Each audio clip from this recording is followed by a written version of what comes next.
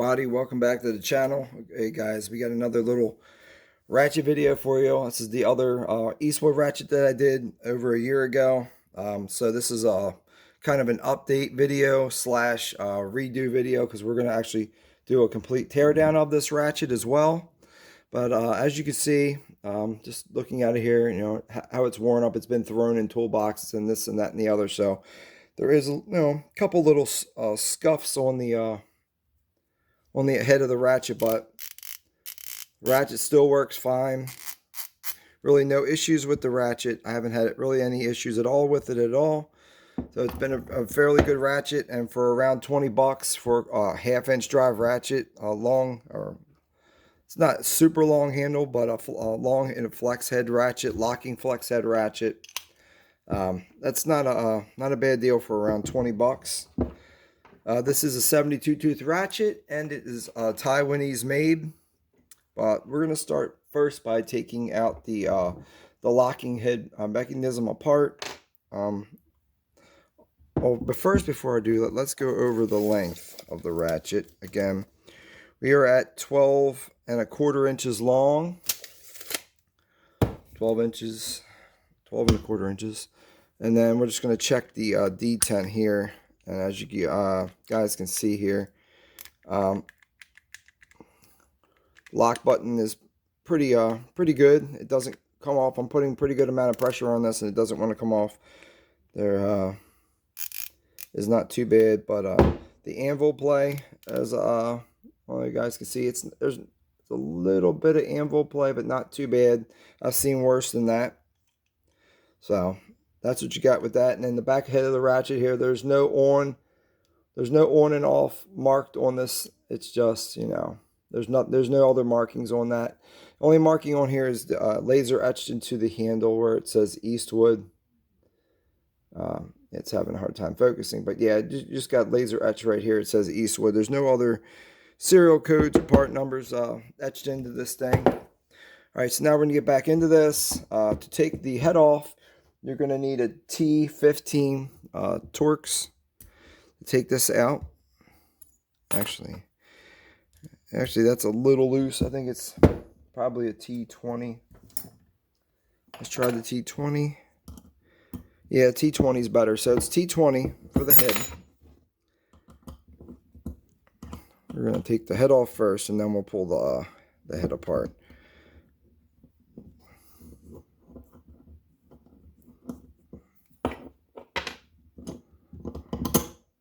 So there's the bolt. As you can see, it's heavily Loctited. It's got lots of Loctite to hold that screw in there.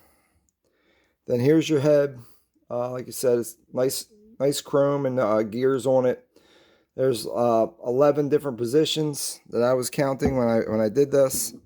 And then to pull your switch out, you just slide this piece out, and it has a spring on it as well. And this piece just rides. When you push the spring in, it actually that's the wrong way. So how this works, this thing usually sits up on this spring, and that's pushes against the body of the ratchet, and that's usually what holds the teeth engaged. But when you push the button in, it drops down into that groove, and you're able to move the locking flex head to where you want it. And then when you release the button, it pops back up, and then it locks the head back into place. And it looks like you have 3 teeth of engagement on this switch here when it locks into this head. So it's going to have 3 teeth locked in. So it's going to be, I think it's locked in there pretty good, or pretty decently. I haven't had it pop out from being locked after I was getting it in there, so I haven't had any issues with that myself. Now to take this head apart, we're going to need 2 other different sizes here as well. First, you got to take out the reverse switch Torx bit, which is kind of small, and it is a T8. So you're going to need a T8 to take the switch, the bolt out of the reverse switch. And that, if you guys can see it, it does have Loctite on it. So there is some Loctite on that Having trouble focusing. There is a little bit of Loctite on that switch. And then you want to take out the other, for the backing plate, the Torx through the backing plate. And that is a T20. I thought it was T20. Alright, that's a T15. That's also a T15 apparently. What is this? T20. Okay, so here's the T15. Sorry. This is also T15 on the cover plate.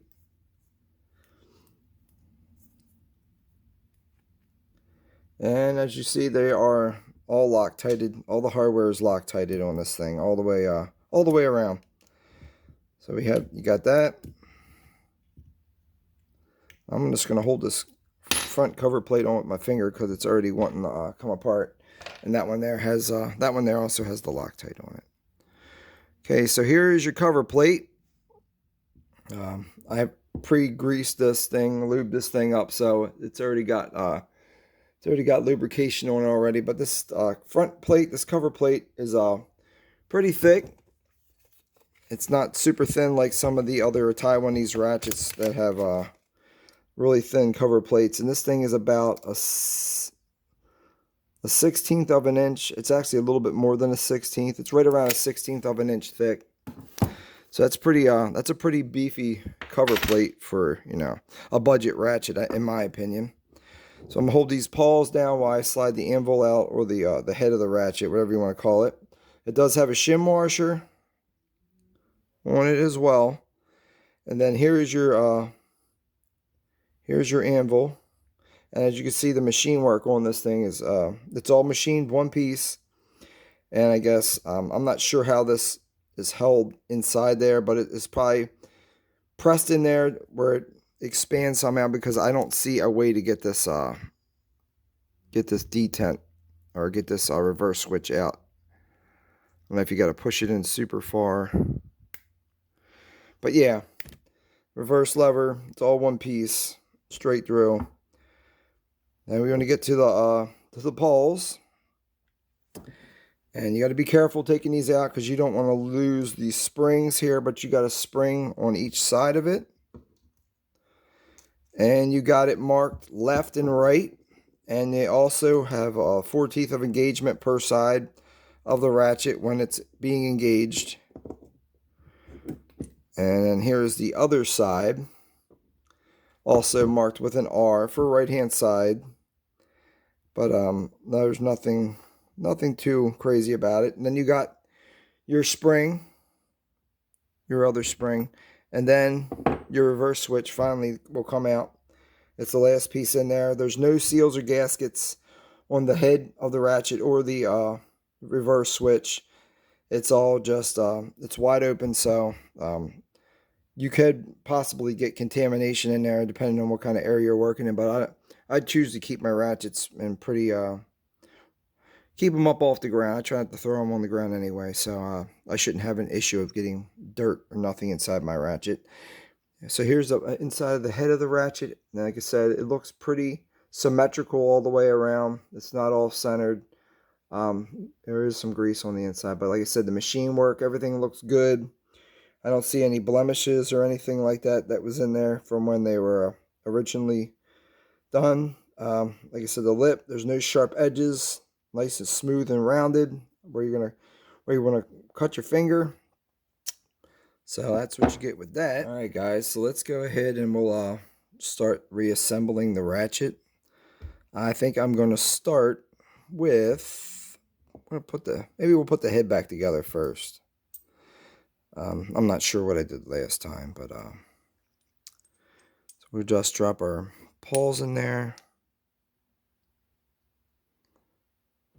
We can try and just set that there.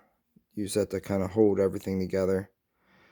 And just squeeze that in there behind it. Like I said, these larger ratchets are a whole lot easier to put together than some of the small ones.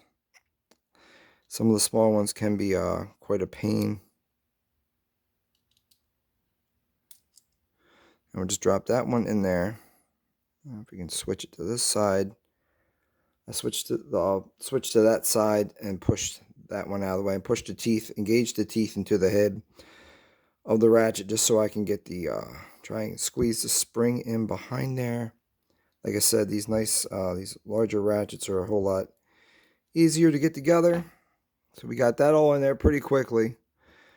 And then we can just drop our shim back on and our cover plate back on. And if you need, now's the time after you get it all together, if you want to add a little bit of oil, because this is a 72 tooth ratchet.